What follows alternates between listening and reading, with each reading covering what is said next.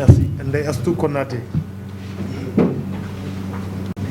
Le schéma tactique, comme je l'ai dit, en venant ici, on était venu avec beaucoup de certitude. C'est toujours les mêmes questions, ça sera malheureusement les mêmes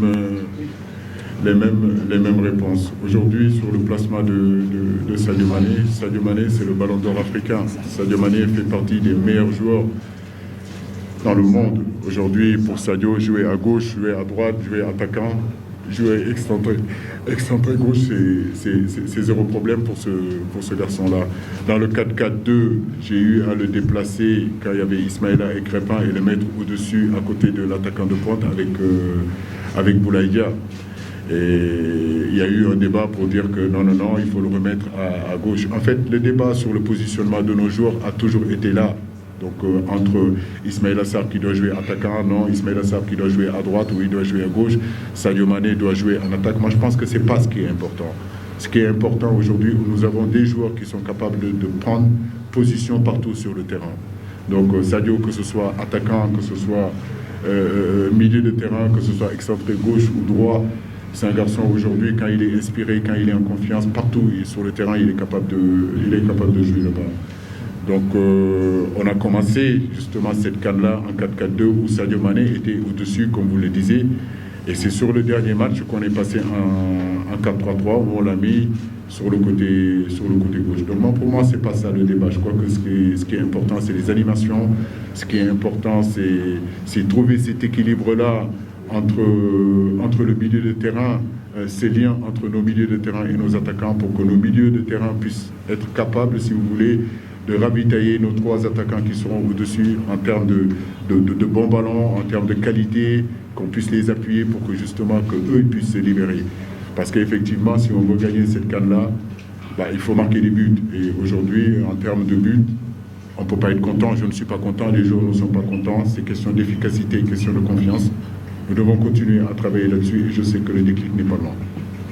L'autre question, c'est... Toujours si Sadio Mané, son positionnement dans l'axe central. Je pense que le manque d'agressivité et le manque de combativité. Moi, je ne vois pas une équipe qui manque d'agressivité. Je ne vois pas une équipe qui manque de combativité. Sur ce plan-là, je crois que je suis plutôt satisfait. Mais je crois que c'est surtout le rapport que nous avons avec le ballon. Je pense que dans notre jeu, il y a parfois un manque de concentration qui fait que certains ballons dans nos fondamentaux, dans nos circuits, nous les perdons. Soit nous ne sommes pas bien positionnés, soit nous n'avons pas la concentration collective qui fait qu'à un moment donné, le jeu peut avancer. Et là-dessus, nous devons vraiment nous améliorer parce que quand on a les joueurs avec la qualité que nous avons, jouant dans les clubs où ils jouent, notre qualité technique doit être supérieure à ce que nous sommes en train de proposer en ce moment. Ça a été le cas contre le Malawi, lors du dernier match. Ça a été aussi un petit peu le cas aussi contre la Guinée, où vraiment notre qualité collective technique était en dessous de ce que j'attendais. Donc je pense que nous devons nous améliorer techniquement, individuellement, on a les joueurs qu'il faut, mais ça ne suffit pas. Après, il faut que collectivement, on arrive à avoir vraiment l'expression collective qui fera qu'à un moment donné, les individualités vont faire la différence. Et nous sommes dans ce chemin-là. Idrissa Sané. Idrissa, je pense qu'aujourd'hui, quand vous décidez de partir pour 40 jours, on sait que ce n'est jamais évident. Quand vous êtes sélectionneur, vous retrouvez les joueurs peut-être que tous les mois ou tous les 2 mois. Le vivre ensemble et le savoir vivre n'est pas compliqué parce que vous gérez seulement sur 4 jours. Mais par contre, quand vous partez dans une compétition où vous êtes amené à rester plus de 2 semaines, 3 semaines, 4 semaines, effectivement, à un moment donné, sur le plan de fraîcheur physique, bien sûr, et surtout de fraîcheur mentale, c'est compliqué. Et c'est une très bonne question que tu poses. Par exemple, hier, on a décidé de les laisser au repos pour qu'ils retrouvent un petit peu plus de fraîcheur mentale et de fraîcheur physique. Le site où on est aujourd'hui nous permet, si vous voulez, parce qu'il y a des terrasses à l'extérieur où les garçons peuvent sortir, contrairement quand vous êtes dans un hôtel où vous êtes barricadé, vous êtes fermé, là c'est beaucoup plus aéré. Les garçons font du vélo, ils sortent un petit peu, ils discutent, ils parlent pour un petit peu se déconnecter parfois de cette CAN-là. Et ça, je trouve que c'est très bien. On arrive à un moment donné aussi à faire des entretiens individuels et ça c'est intéressant. Les cadres se rencontrent aussi en dehors du restaurant. Parfois ils sortent ensemble pour aller marcher. Donc il y a une vie en réalité avant le football et ça c'est important aussi. Je pense qu'il faut allier les deux. Arriver, si vous voulez, à créer un environnement où les garçons vont penser autre chose aussi que le football et arriver aussi à créer une mentalité de travail à partir du moment où on rentre sur le terrain. Je pense que jusqu'à présent, on y est, on est en train de le réussir, mais c'est vrai que quand vous partez pour 40 jours, ce n'est jamais évident. Mais c'est les professionnels et certains en sont à leur 4e CAN. D'autres en sont à leur 2e ou 3e CAN. C'est la vie du footballeur professionnel, c'est les sacrifices qu'il faut faire quand vous voyez le footballeur professionnel, c'est que vous n'avez pas la vie que d'autres garçons qui ont votre âge ont, qui peuvent aller en boîte de nuit, qui peuvent aller s'amuser de gauche à droite. Là, non, là vous êtes professionnel, donc vous devez être focus sur ce que vous faites. Donc, ils y sont, voilà. Youssouf Bodian. En termes de concentration, rien ne change. En termes d'ambition non plus, rien ne change. Au contraire, j'ai envie de dire qu'il faut davantage encore de concentration, il faut davantage encore de motivation.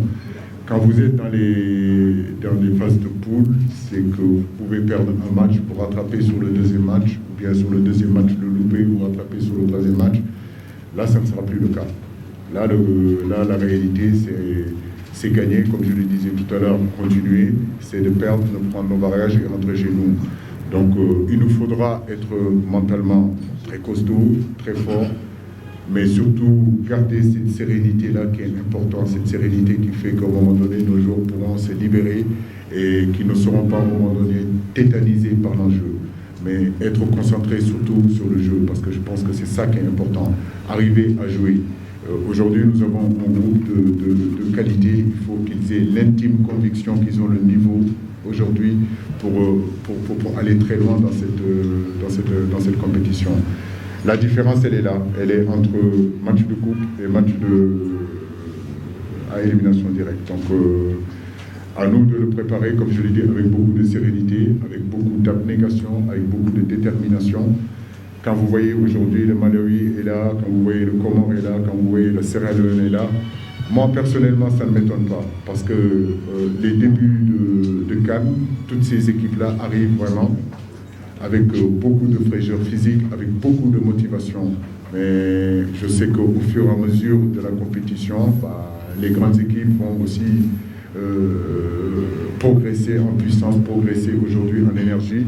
Et si vous voulez, plus la compétition va avancer, plus on va avoir vraiment les grandes équipes. Donc c'est ce que nous voulons faire. En 2019, on a connu aussi ces périodes-là, après notre défaite contre l'Algérie.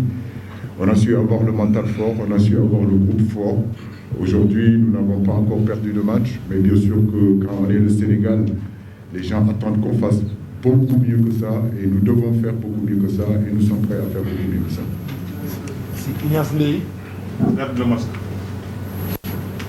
Comme je le disais tout à l'heure, je pense que quand on écoute la presse, les commentaires qui sont autour de cette équipe nationale-là, bah oui, bien sûr qu'on peut imaginer que les gens peuvent penser qu'on est à l'agonie, bien qu'on est au désarroi, et qu'aujourd'hui, du jour au lendemain, nous avons perdu toutes les qualités qui faisaient notre force. Je dirais que non. Nous passons peut-être des moments difficiles, et ça arrive tous les jours. Quand vous n'arrivez pas à marquer de but pour un attaquant, petit à petit, il y a le doute qui s'installe. Et en réalité, quand la confiance n'est pas là, c'est continuer à s'accrocher au travail. C'est ce que je dis à mes garçons, continuer à travailler. Et surtout, apprenez à faire des choses tout simplement simples. Voilà. Donc, ne pas compliquer son jeu, faire des choses simples en attendant que cette confiance-là revienne. Comme je vous l'ai dit, les choses se passent sur le terrain. Et il n'y a aucune équipe aujourd'hui sur le terrain qui peut manquer de respect au Sénégal ou bien venir face au Sénégal et de dire que c'est un match normal. Non. C'est vrai que, comme je le disais aussi tout à l'heure, nous ne marquons pas beaucoup de buts. Mais nous créons nos occasions et ça c'est important. Nous avons des opportunités à chaque match de scorer. Peut-être que c'est cette manque de maîtrise, ce manque de concentration, ce manque d'avoir cet état d'esprit, je le dis et je le répète, de tueur à un moment donné, c'est ce qui nous manque. Mais je sais que ça va revenir. Famara Diédhiou, je le connais. Il a été en Covid, mais c'est des choix que j'avais faits. Ces choix-là, c'était dans notre 4-4-2. Continuer à faire confiance à Boulaye Dia, continuer à faire confiance comment dirais-je encore, à Sadio Mané. C'est ce qui a fait que le match contre la Guinée, il n'a pas joué, parce que c'est ces doublettes-là que j'ai mis en place. Contre le Zimbabwe aussi, c'était pareil. On est passé en 4-3-3. C'est vrai que mon choix n'a pas été Famara, ça a été plutôt Habib. Ça aussi, c'est des choses sportives, mais bien sûr que le talent de Famara, on le connaît, ses qualités de buteur, on le connaît. C'est une CAN aujourd'hui où tout peut se passer. Donc, je demande à tous mes garçons d'être prêts et que le moment où on vous fera confiance, vous rentrerez. Mais croyez-moi, on retrouvera notre efficacité. Jacques Gomis. Merci. Pour moi, rien ne change véritablement. Les favoris restent toujours les favoris. Ils ont toujours de l'ambition. Mais je le dis et je le répète encore, en Afrique, il n'y a plus de petites équipes. Cette CAN, c'est une CAN quand même assez spéciale. C'est une CAN difficile. C'est une CAN où, si vous regardez bien, le jeu n'est pas vraiment au niveau de toutes les attentes. Ce n'est pas seulement que pour le Sénégal. Peut-être qu'il y a 2 ou 3 équipes qui sont vraiment à leur niveau, au niveau du jeu. Mais c'est une CAN vraiment qui demande d'autres valeurs que le jeu. Ça aussi, je pense que c'est important que nos garçons le comprennent, que cette CAN-là est une CAN mentale, plus qu'une CAN du jeu. Donc, si on arrive à un moment donné à être prêt à ce niveau-là, à combattre, à savoir que tous les matchs vont être des combats, bien sûr que le jeu est important, mais à défaut de ne pas pouvoir jouer, c'est mettre toutes ces valeurs-là qui sont le Dembélé, ces valeurs-là qui sont d'abnégation, ces valeurs-là qui sont à un moment donné de l'agressivité, de vouloir sortir de son zone de confort et de donner encore beaucoup plus. Parce que quand l'inspiration n'est pas là, il faut que la transpiration soit là.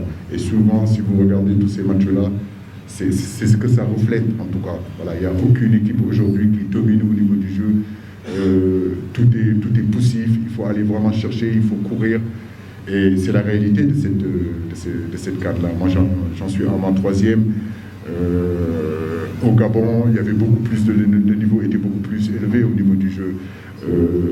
En Égypte, pareil. Aujourd'hui, sincèrement, on a vu vraiment peu d'équipes, même les favoris, jouer à leur meilleur niveau. Maintenant, comme je l'ai dit, il reste encore 4 matchs et je pense que le jeu va s'améliorer, mais ça sera une CAN mentale.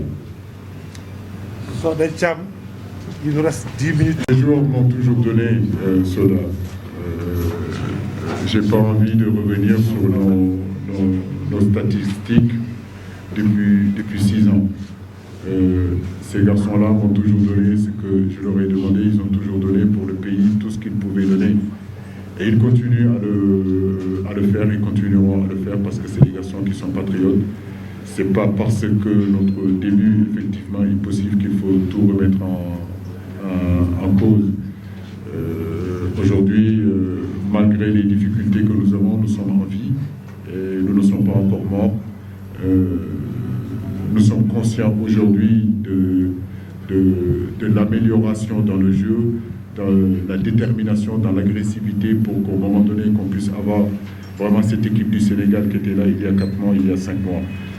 Et comme je vous l'ai dit, il n'y a pas de doute, qui s'installe là-dessus. Je pense qu'il faut se réfugier au travail. On n'a rien à envier de toutes ces équipes que vous venez de citer. Ils ont eu leurs difficultés aussi, ils ont eu leurs problèmes aussi, ils ont su le gérer. La Côte d'Ivoire a su remonter effectivement avec l'Algérie, mais ils ont eu aussi des moments difficiles contre la Sierra Leone et contre la Guinée équatoriale, si je pense bien. L'élimination de l'Algérie, je l'ai dit, et je le répète encore, il n'y a plus de petite équipe. Et l'équilibre est très fragile. Aujourd'hui, l'Algérie rentre sur son premier match. Elle s'est créée quand même beaucoup d'occasions et tu ne marques pas. Et tu te retrouves encore à douter, tu te retrouves à un moment donné à ne plus avoir cette confiance-là. Après, comme je vous le dis, hein, l'équilibre est très fragile. Tu fais après match nul contre... tu perds contre la Sierra Leone. Et si vous voulez, les spirales continuent et la Côte d'Ivoire t'élimine. Ça peut arriver à n'importe qui, comme je l'ai dit, ça peut arriver à n'importe quelle équipe aujourd'hui dans cette compétition-là. C'est une compétition très difficile, ça demande de la concentration. Il y aura des hauts, il y aura des bas, mais je crois que l'équipe la plus prête mentalement, l'équipe la plus déterminée à un moment donné effacer ces erreurs-là, le doute qui vient s'installer, c'est cette équipe-là qui sera capable d'aller loin. Et j'espère que mon équipe fera partie de ces équipes-là. Sékou Seydi.